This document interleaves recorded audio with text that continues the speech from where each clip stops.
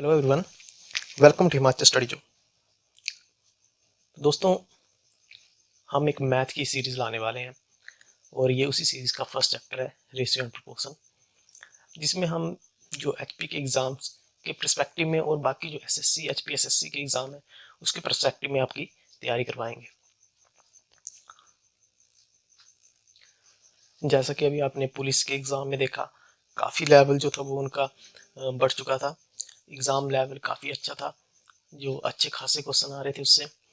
तो अब हमारा यही ध्यान रहेगा कि आपको कंप्लीट तैयारी करवाई जाए और जो भी आपसे पूछा जाए वो लगभग हमने कवर किया हो, ताकि आप उसका अच्छे से आंसर दे सकें।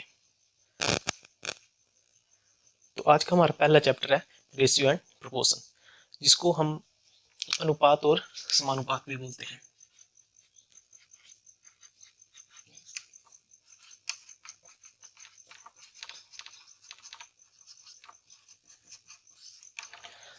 चैप्टर शुरू करने से पहले मैं आपको ये बताना चाहता हूँ कि रेशियो एंड प्रोपोर्शन चैप्टर हो गया और एक परसेंटेज चैप्टर हो गया। अगर मैथ में आप इन दोनों को अच्छे से पढ़ लोगे तो बाकी जो चैप्टर आगे आने वाले हैं, जो हम पढ़ने वाले हैं, उनको सोल्व करने में आपको आसानी हो जाएगी। तो चलिए बिना टाइम वेस्ट किए हम फर्स्ट चैप्टर की ओर चलते हैं। तो आपको सबसे पहले समझना होगा कि रेशियो होती क्या है।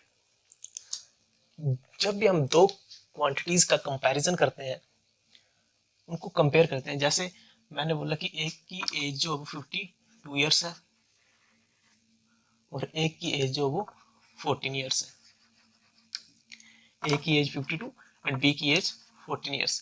जब हम इन दोनों का कंपैरिजन करेंगे, ए और बी की एज को कंपेयर करेंगे, तो इनका जो रेशियो बनेगा, इनकी जो कंपैरिजन में जो हम डिवाइड करके देखते हैं, कंपेयर करते हैं, 7 2 2s are 4 and 1 2 6 are 12, तो 26/7। तो जब हमारा इनका जब कंपैरिजन हो रहा है तो इस कंपैरिजन को क्या बोलते हैं हम? रेशियो। इसको अगर इस फॉर्म में लिखा जाए, ये तो फ्रैक्शनल की फॉर्म था, अगर इस फॉर्म में लिखा जाए तो ये हो जाता है रेशियो, और जिसको हम अनुपात भी कहते हैं।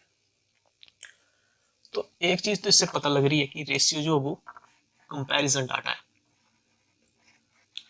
रेशियो एक कंपैरिजन डाटा है। रेशियो में हमें एक बात का ध्यान रखना पड़ता है कि अगर रेशियो पूछी है, कि समझ लो कि इन दोनों की रेशियो पूछी थी ना, जैसे एक की रेशियो ए और बी की रेशियो क्या बन गई, ए रेशियो बी क्या गया 26/7। अगर आप 7/26 लिख देंगे तो ये फिर ए रेशियो बी नहीं रहेगा, बी रेशियो ए बन जाएगा ये, तो ये ए रेशियो बी नहीं रहेगा। तो रेशियो में एक बात बहुत इंपॉर्टेंट है कि जो ऑर्डर होता है वो राइट ऑर्डर या करेक्ट ऑर्डर होना चाहिए।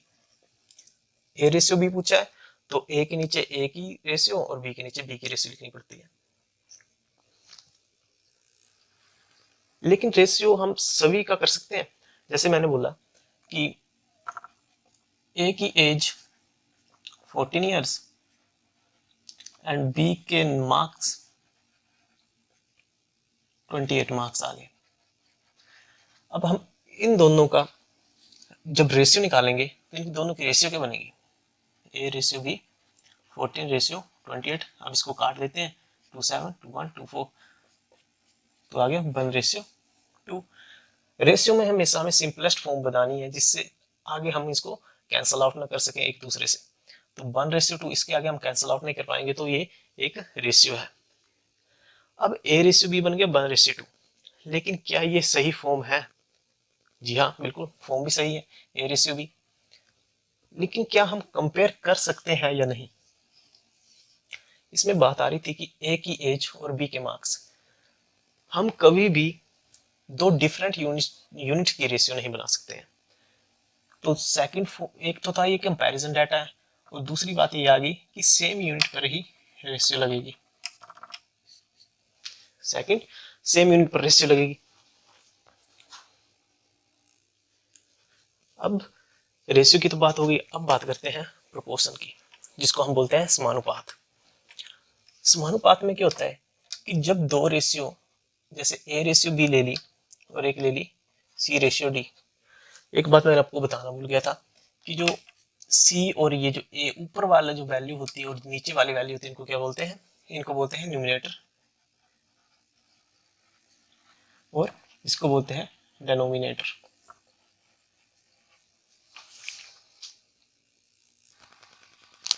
हिंदी में न्यूमिनेटर को बोलते हैं अंश और डेनोमिनेटर को क्या बोलते हैं, हर। ठीक है, तो ये बात मैं आपको बताना भूल गया था, तो ये बात याद रखना कि न्यूमिनेटर और डिनोमिनेटर क्या होता है। तो जब भी दो अनुपात को हम इक्वेट कर देते हैं, दोनों को बराबर रख देते हैं, तो उनको क्या बोल देते हैं, समान अनुपात या समानुपात। क्योंकि समानुपात बन किससे रहा है, समान और अनुपात। समान अनुपात मीन्स दोनों को बराबर रख दो, दोनों अनुपात को बराबर रख दोगे तो क्या बनेगा, समानुपात। ठीक है, अब रेशियो को हम कुछ प्रॉपर्टीज जान लेते हैं कि रेशियो में अगर कुछ चेंज करने पर क्या चेंज आता है, वो देखते हैं। अगर कोई रेशियो है ए रेशियो बी, अगर इसमें हम कोई थर्ड डिजिट ऐड कर देते हैं, थर्ड मल्टीप्लाई कर देते हैं, के मल्टीप्लाई बाय ए एंड के मल्टीप्लाई बाय बी, तो रेशियो में कोई फर्क नहीं पड़ता है। एग्जाम्पल के तौर पे लेते हैं 1:2, इसमें हम सेम ऐड कर रहे हैं ना, यहाँ भी के यहाँ भी के, तो यहाँ पे 2 ऐड कर देते हैं, यहाँ पर भी 2 ऐड कर देते हैं, ये कितना बन गया 2/4। तो फिर से जब काटेंगे तो क्या बन जाएगा 1/2, जो हमने शुरू में ली हुई थी रेशियो।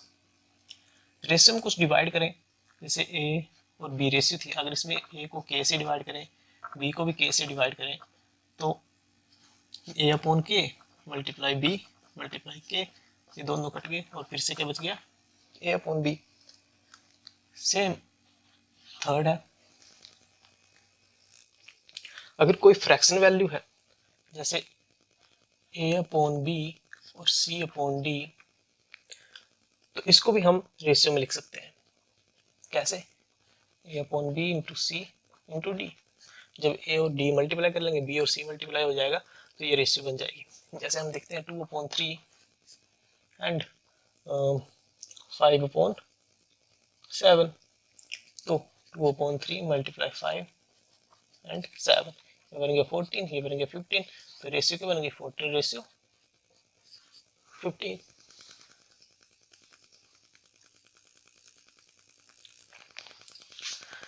चलिए अब क्वेश्चन की तरफ बढ़ते हैं।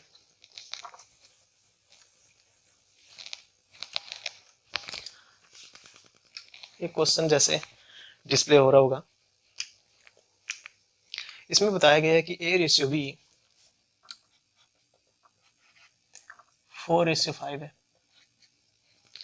B/C 2:3 है। इसमें पूछा है कि A/B/C क्या होगा। ठीक है, तो हमें A/B/C पूछा है, तो इसके नीचे लिखते जाओ। A/B कितना दिया था 4:5, A के नीचे A, B के नीचे B। B/C कितना दिया है 2:3। अब देखो यहाँ तो कुछ लिखा नहीं C के नीचे, और यहाँ A के नीचे कुछ लिखा नहीं है, यहाँ गैप क्रिएट हो रहा है ना, तो यहाँ वो चीज आएगी जो पीछे लिखी हुई है, वही संख्या आएगी जो पीछे लिखी हुई है। यहाँ क्या था 5, तो वही 5 लिख दो, और यहाँ क्या था 2, जो यहाँ लिखा है वो यहाँ आ जाएगा, यहाँ 2 तो यहाँ 2 लिख दिया। अब बनाओ, इसको मल्टीप्लाई करेंगे हम यहाँ से इन दोनों को, 4 2 8, 5 2 10, 5 3 15, तो क्या आ गया 8:10:15। क्या ये फर्दर डिवाइड हो सकता है कि इसको हम काट सकते हैं, नहीं काट सकते, क्योंकि 2 से ये दोनों तो कट जाएंगे, लेकिन 2 से ये नहीं कटेगा। 10 से या 5 से ये दोनों कट जाएंगे, लेकिन ये नहीं कटेगा। तो जब तीनों रेशियो ना कटे, तो वही हमारा आंसर हो जाएगा A/B/C क्या आ गया 8:10:15। अगर यहीं पे आपसे पूछोगा B/C क्या था, तो आप लिखते B/C 10:15। लेकिन क्या ये सही फॉर्म है, नहीं, क्योंकि इसके बाद भी कर सकता है 5 2 10, 5 3 15, तो 2:3 आ गया B/C। इसमें एक और क्वेश्चन देखते हैं हम। जैसे बताया गया है कि A/B 2:3 है, B/C 5:9 है, एंड C/D 6:7 है। हमसे पूछा गया कि A/B/C सी रेशियो डी निकालो। तो ए बी वैसे लिख दो उनके नीचे, बी और सी 5:9, सी और डी 6:7। अब देखो गैप कितने क्रिएट हो रहे हैं, ये एक गैप, ये एक गैप, ये एक गैप, ये एक गैप, ये एक गैप और ये एक गैप हो रहा है क्रिएट। अब यहाँ के लिखे जाएंगे, यहाँ 3 तो यहाँ भी 3 लिखा जाएगा, यहाँ 9 है तो यहाँ 9 और यहाँ 5 है तो यहाँ 5, यहाँ 6 है तो यहाँ भी 6। अब करते हैं इनको multiply. 5 2s are 10 and 6 30, 5 6 30 and 3 90, 9 3 27 and 6 27 and 6 कितना आ गया, 12 and 4 16 162, 9 3 27 and 7 162, तो फिर 9 and 1 89। अब देखना है कि ये आगे कटेगा, क्योंकि 2 से तो नहीं कटेगा क्योंकि यहाँ पे वो डिजिट आ गया। अब 9 और 9 18 62, 9 3 से कट जाएगा, 320 330 3 5 15 3 4 12 3 6 18 3 3 9। अब कटेगा, अब नहीं कटेगा, अब ये लास्ट वैल्यू आ गई, इसके आगे ये नहीं कटना चाहिए। तो A ratio B ratio C ratio D के बन गया 20 30 54 एंड 63। नेक्स्ट क्वेश्चन आप अपनी स्क्रीन पे देख सकते हैं। इसमें बताया गया है कि अगर 4200 रुपीज़ ए और बी में 9:5 में बांटे जाए तो ए को कितने पैसे मिलेंगे। अब देखो टोटल मनी कितनी है हमारे पास, 4200 रुपीज़। ए और बी को किस रेशियो में बांटना है हमें, 9:5। अब देखो इसका जो ट्रेडिशनल मेथड है, जो बेसिक मेथड है, वो बेसिक मेथड में हम कैसे करते हैं कि ए के पास हम मान लेते हैं कि लेट ए हैज़, ये ए के पास कितनी मनी है 9x और बी के पास कितनी है 5x। ठीक है, टोटल कितनी मनी आ गई 9x प्लस 5x कितना आ गया 14x। लेकिन ये 14x तो हमारे पास 4200 के बराबर दिया हुआ है, क्योंकि टोटल मनी हमारे पास कितनी है 4200।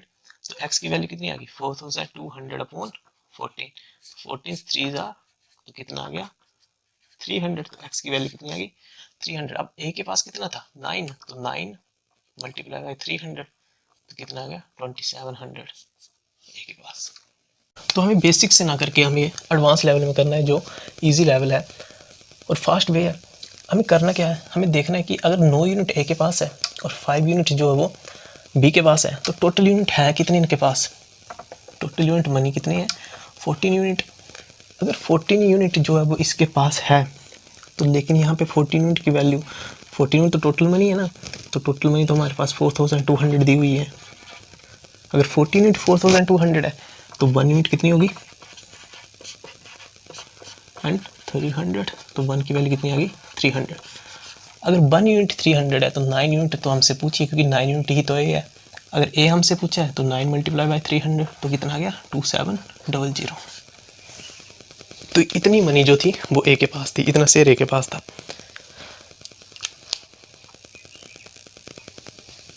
नेक्स्ट क्वेश्चन है जो आपकी स्क्रीन पे दिख रहा होगा।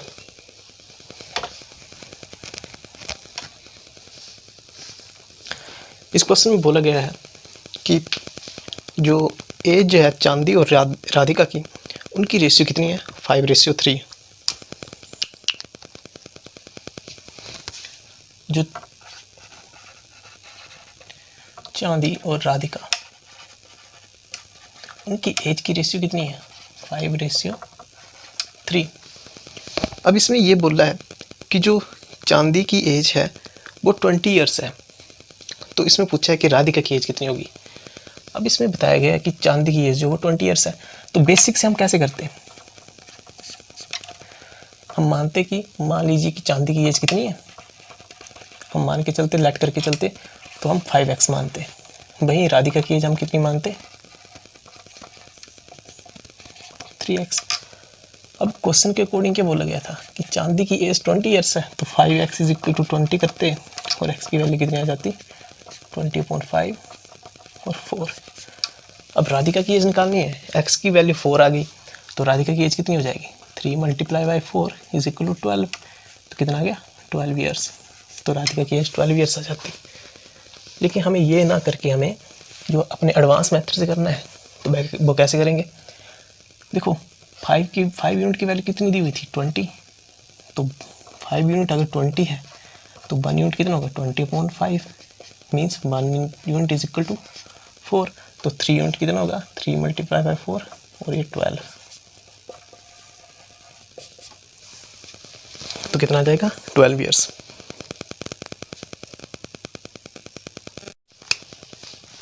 नेक्स्ट क्वेश्चन की तरफ बढ़ते हैं। आपकी स्क्रीन में क्वेश्चन दिख रहा होगा। इस क्वेश्चन में बताया गया है कि हमें 21,000 रुपये जो वो ए बी सी में डिवाइड करने हैं।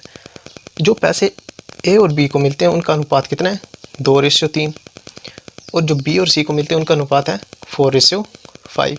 तो इसमें बताया गया है कि ए को कितना पैसा मिला। तो पहले देखो कि टोटल मनी कितनी है 21,000 रुपये, ठीक है। ए और बी को कितना पैसा मिला,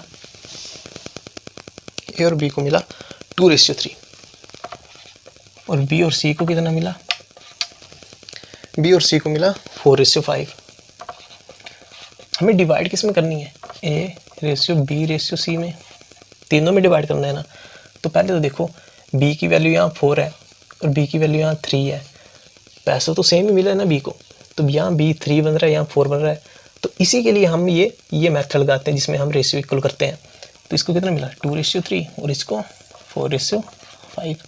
यहाँ गैप का रेट जो हो रहा है उसको पूरा करो, 4 और 3, ये कितना हो गया 4 2 = 8, ये 12 एंड ये 15, ठीक है। अब इसमें पूछा गया है कि टोटल ए को कितनी मनी मिलती है। तो पहले तो देखो यहाँ टोटल मनी हो कितनी रही है 8 + 12 20, 20 + 15 कितना आ गया 35।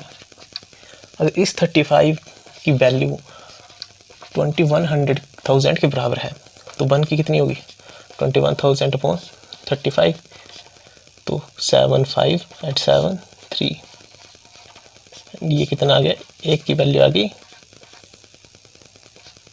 600 रुपये। हमें पूछा कि ए को कितना मिला है, तो ए का तो 8 यूनिट है, तो 8 × 600 कितना आ गया 4,800, ठीक है। अब बेसिक से ना करके हम इसी मेथड से करेंगे, क्योंकि ये मेथड जो है वो काफ़ी टाइम बचाता है, काफ़ी टाइम सेव करता है, और हम इससे काफ़ी जल्दी क्वेश्चन बना सकते हैं अपने पेपर में भी, अपने एग्ज़ाम में भी।